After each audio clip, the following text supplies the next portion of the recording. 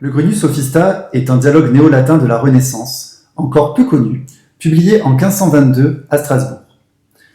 L'auteur y met en scène la rencontre de Misobarbarus, un défenseur des lettres et de la culture, et de Grunus, un sophiste transformé en cochon, qui selon ses propres termes veut déchiqueter les savants.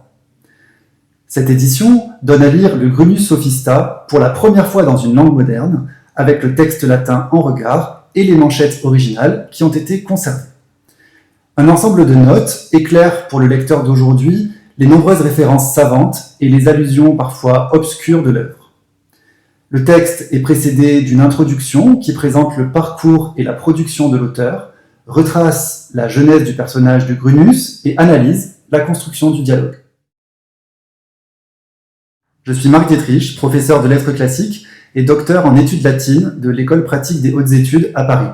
J'ai consacré ma thèse de doctorat à l'édition et la traduction du Grunus Sophista que les éditions Drault publient dans la collection Travaux d'humanisme et Renaissance.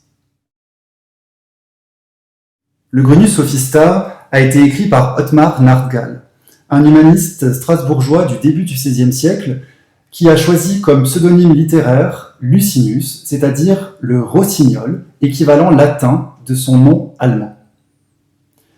Lucinus est né à Strasbourg autour de 1480 et s'est formé dans toute l'Europe, notamment à Heidelberg, Louvain, Vienne et Paris, avant de revenir dans sa ville natale pour y enseigner et notamment promouvoir la connaissance du grec. À propos de ses années de voyage, Lucinus écrit en 1521 « Pendant presque 20 ans, j'ai été animé d'une passion incroyable pour l'exploration de nouvelles contrées et la découverte des coutumes de chaque peuple. J'ai fait le tour de presque toute l'Europe et parcouru une bonne partie de l'Asie en liant de nombreuses amitiés. » Le Grunus Sophista est une œuvre double, un diptyque, qui associe deux textes qu'il faut lire l'un au regard de l'autre. Le premier est une création originale, un exemple précoce de dialogue animalier, genre en vogue à la Renaissance. À la fois satirique et philosophique, ce dialogue donne accès de façon ludique au débat humaniste de l'époque, notamment sur le rôle de la poésie et la condition respective de l'homme et de l'animal.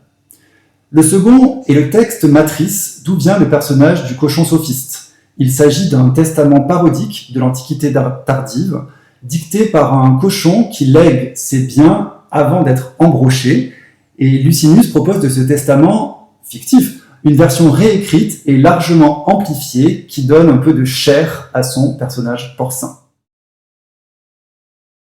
Voici un extrait du testament de Grunus. « Quant à mon corps, j'ordonne que mes soies aillent au cordonnier. Ma peau, pour recouvrir des livres, ou du moins pour faire des lacets très solides auxquels les attacher. Aux petites vieilles, mes dents. Aux plaideurs et aux bavards, ma langue. Aux galeux ou aux pouilleux, mes ongles, pour qu'ils apaisent leur démangeaison. Aux joueurs, mes osselets. Aux princes, mes oreilles, pour qu'ils entendent les prières des oppressés et des suppliants. Aux orgueilleux qui regardent de haut tous ceux qui sont devant eux, mes yeux. Aux coureurs, pour assouplir leurs petites sandales, ma graisse. Aux curieux, mon museau. Aux sophistes, incultes et entêtés, mon cerveau.